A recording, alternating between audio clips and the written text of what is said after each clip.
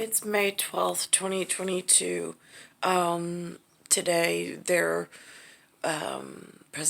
President Joe Biden has asked for the flag. They show the United States flag as well as the POWMIA flag to be lowered in silent remembrance of us hitting 1 million deaths from, they don't have it as COVID, they have it as coronavirus. There are different articulated headlines that keen eye has to watch out for. But it's interesting. There's someone they allow to practice education and statisticians and have a voice that I did not hire.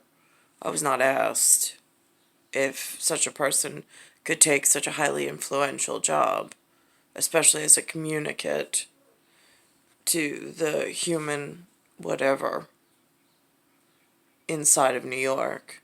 He's working within something called a wheel, WEIL, and then Cornell. I never got that high. I wasn't invited into their level of graduate program or college or university or PhD or whatever. That's not a new story, but that is relevant per piece meal that I mention as fact. Not that I would have painted it this way, it's just what has transpired. So here is the evening news, and here is what they have going on in New York inside of this territory area. Number we never could have imagined. 1 million Americans now dead from COVID. And just moments ago, a moment of silence in the nation's capital. Lawmakers gathered on the Capitol steps to mark this somber milestone. Flags are being lowered to half staff across the country. This as cases and hospitalizations are back on the rise. New Jersey reporting its highest positivity rate since Notice it does not say COVID. It says coronavirus.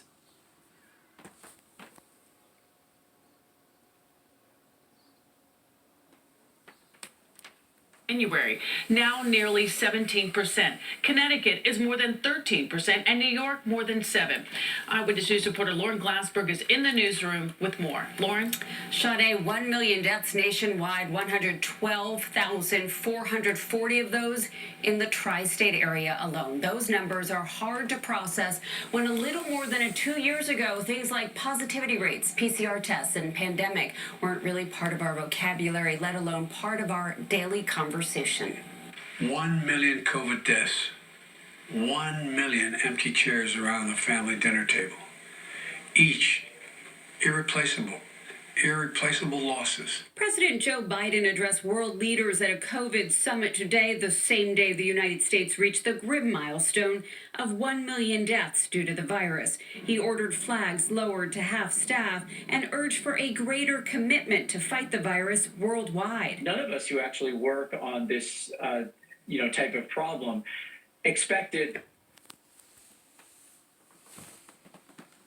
Now at NATO, here's where my problem is in part between an epidemiological and infectious disease control and atopic dermatitis, and with what's in the educational institutions within my New York area that was not invited in, but somehow arrived in on whose administration of executive allowance, I'm not quite sure, because it only opens Pandora's box and the doors to like 1,000 deaths. I mean, there were anthropological mentions of it throughout the previous history leading into in I don't even know what they call it. I don't even have the words as at historian level. But he holds a prestigious position inside a learning institution in New York.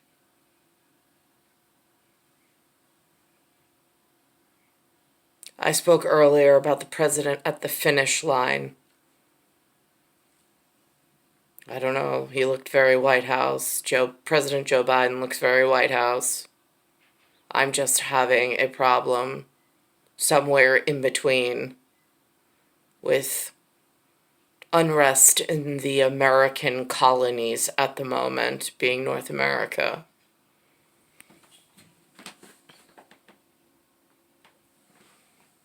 That we would actually hit this type of milestone. Dr. Jay Varma is an epidemiologist at Weill Cornell and has spent much of his career figuring out ways to predict pandemics. He says he couldn't have. So he's in a job function that predicts pandemics. I mean, like, he's part of the planning, the downfall of man, and the downfall of this government. I'm just curious. In like a Democrat way of demolition, that usually means then there's some kind of renovation going on. But we're at epidemo, or surface destruction. Then it went to pan destruction, noticed, at PAN. Where does the end of destruction kick in? Just curious. Have predicted how resilient this virus would be. The virus itself has proved to be an unpredictably formidable adversary. An unpredictable and invisible adversary.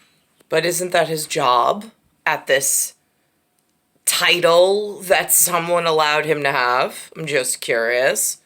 At destruction of somebody else's foundations.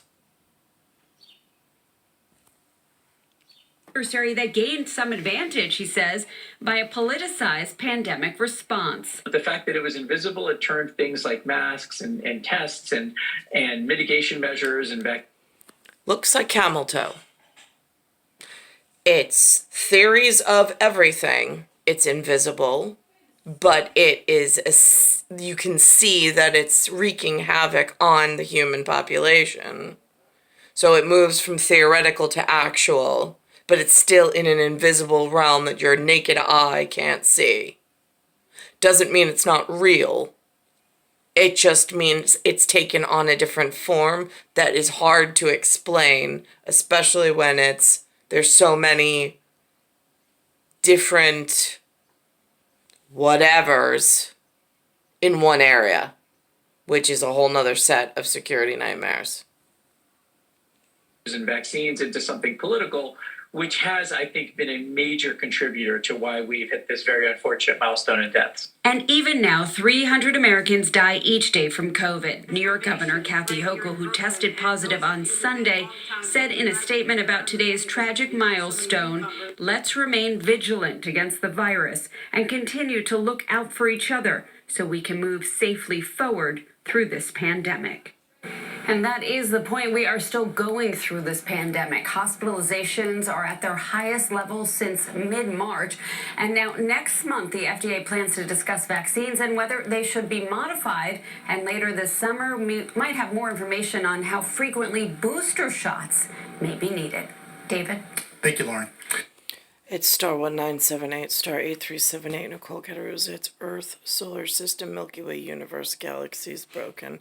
It's Bayside Station, Bayside, New York, 11361.